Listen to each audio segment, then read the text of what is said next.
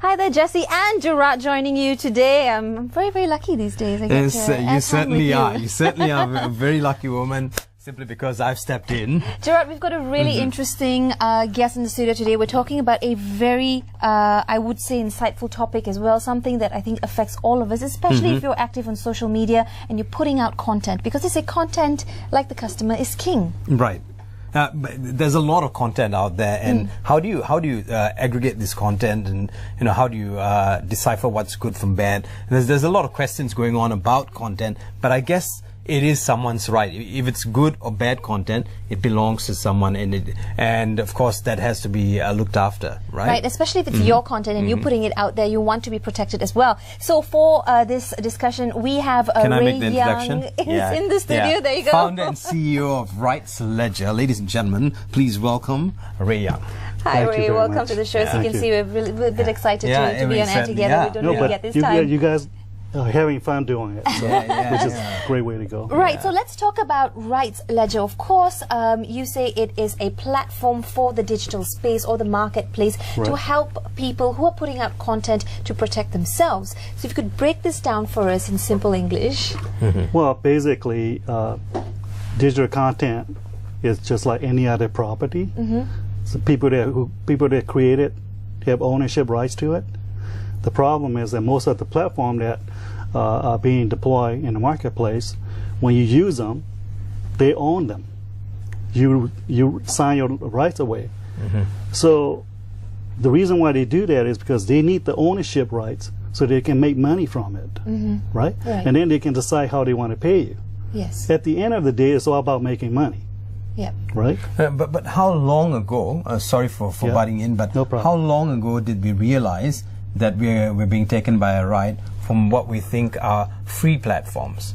Yeah, so I think if you look at the events that went on with Facebook and YouTube in recent months or year, where they were caught infringing on people's rights, using the platform for political purposes, YouTube doing demonetization algorithm to dictate how much they want to pay for something. So those they got exposed a couple of years ago. So I think about 2 years ago, people were trying to see why this matters. Right. I mean, the way I see things going, Jess, is like the world's carrying on autopilot. Things are happening. Of course, we've got the World Wide Web, and things are happening there too. But I guess in the end, there'll be about 5 or 6 rich people in the world, and the rest of us will be left to. And you guys are coming in like the knight in shining armors to try to sort this out. Yeah, but I think it's true. I think it's important as well, because it's a space that has been left unattended.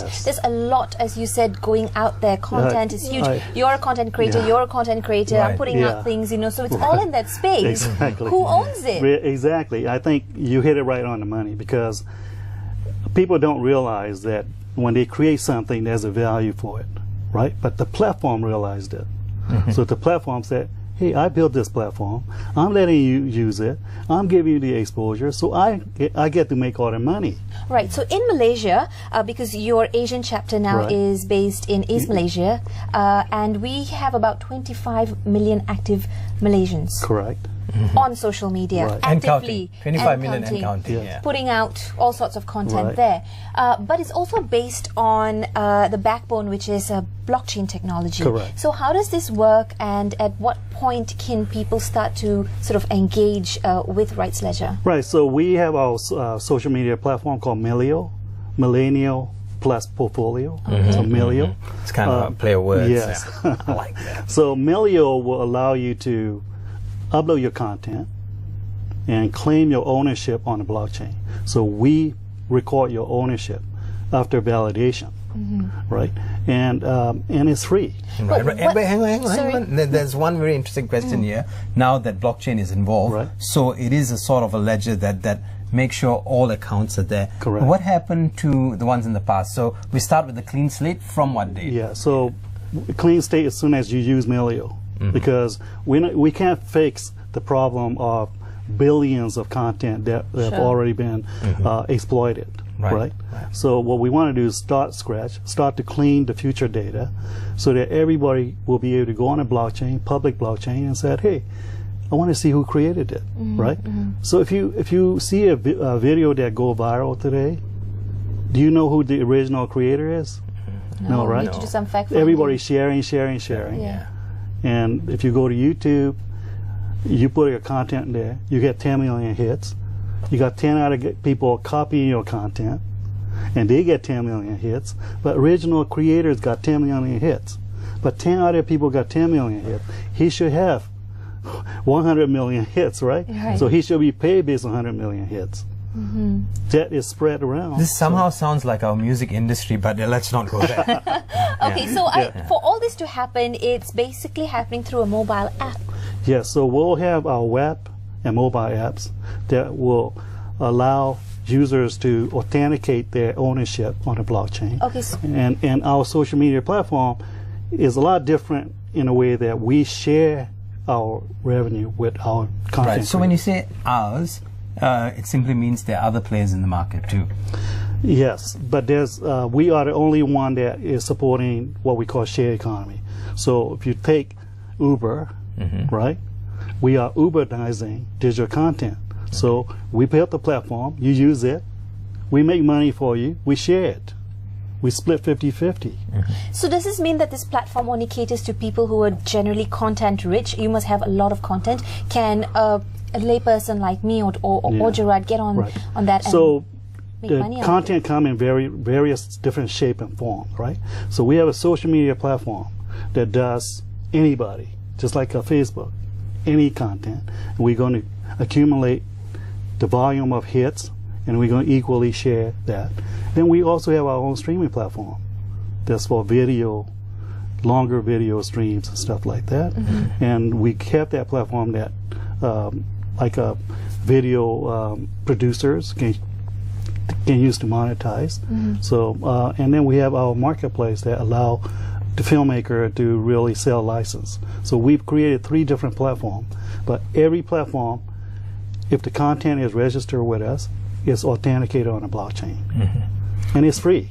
So that's the key thing. Very interesting. I just need to bring out a PSA. Okay. We will be going live to Putrajaya at some point. As soon as we get a signal from there, it is, of course, a crossover to witness the appointment of our Deputy Inspector General of Police. That's going to be happening very, very soon. In the meantime, we're speaking to Ray Young, the founder and CEO of Rightsledger. Now, with all the content going on, I think the more important thing, and this is just my 2 cents, the more important thing here is making it easy for people to get on board. Right? No, you have your content. No, if there's just too many things to fill up and there's too many things to be done, people are not, I mean, our attention spans are just tapering by the day. Totally agree. So how do you make it easy for that to happen? So depends on what kind of content it is. So if you creating a photography or articles, it's simpler. But if you're doing a film, it has a lot more credits that you got to fill out, right? So when you go use our Melio to register, depending on the content, we have a dynamic page that come and ask you what to fill out. So we make it very easy. Correct. Okay, so what if I gave a speech somewhere or gave a talk somewhere, and then I put some of those quotes or a bit of a recording of that on my social media platform as well? Then how do I protect myself sort of from a 360 angle? Well, what we do with our platform is you authenticate your ownership and you set up the rules on how you want people to use it. Okay. So when people come and say, hey, I want to share, something will pop up and say, hey, this is the original creator said, you have to agree that you have to give credit to her, and if you make money, you have to pay her. So you can have that kind of rules with our platform. Okay, but very quickly, just going back to the basics, isn't sharing content sort of fundamentals? Is one of the important things that people do on social media anyway. I mean, Facebook has a share button, Instagram has a share button, Twitter, and and that's how you become a success. Exactly. The biggest issue, you hit the nail right in the head. But the biggest issue I have with that kind of a platform is Facebook is going to use those shares and make $55 billion in advertising revenue, and they pay 0 for content that's going to help them make $55 billion. Right. I mean, Zuckerberg needs to buy a swat of land in China. Exactly. I'm sure if you look at Hollywood studios, where I came from, they spend billions in making billions of dollars. Right. They have to spend a lot of money to make the content to help them make billions.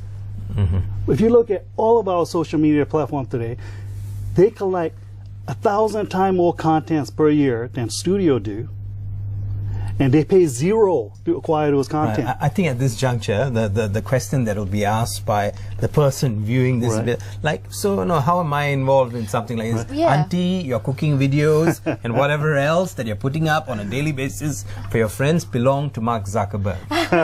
if you don't get on this particular platform. Correct, isn't it? Yes. Yeah. Okay, we don't have much time on the clock, gentlemen, but very quickly, Ray, if you could localize the problem here in Malaysia, what are you seeing and what are some of the solutions that Rightsledger can help provide to content? Look, you hit it on the money. There's 80% active users, 25 million to be exact, right around.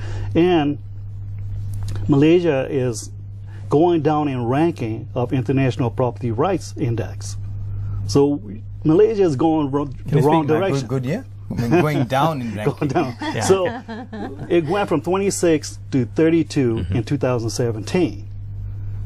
We have to do something. We have to do proactively. So are you in talks with our government, with the new government? Are they even interested in wanting to do something about this? Yeah, I mean, I'm talking to a couple of ministers that really support what we're trying to do. And, Fantastic. Everybody that we talk to has a very positive reaction to what we're trying to do. Right, fantastic. Any parting thoughts for the Malaysian audience and those wanting to put out content? Come join us, Milio.io. All right, there you bring go. It in, bring it in. That's right. Trying to sound cool, but you are. But you are. But you are. All right. She saved herself. We get fired yet again. Okay, so thank you so much, Ray, for being in the studio with us. Thank you for having me. And very insightful, really and I do believe this is sort of an area that's never been explored before. No, we're the only one that's doing it. Right? We spend millions building the platform. So, and just to change the direction of things that are going, right? So as they say, onward and forward, my friend. Thank you. Thank you very much. Thank you very much. Thank you. Gerard, let's go to a quick commercial break. Yeah, we'll take a quick commercial break and we'll come back in the hopes that we'll be crossing over to Putrajaya at some point to witness the new IGP or the Deputy IGP being sworn in and receiving his letter of appointment. That's right. We'll see you shortly. Don't go anywhere.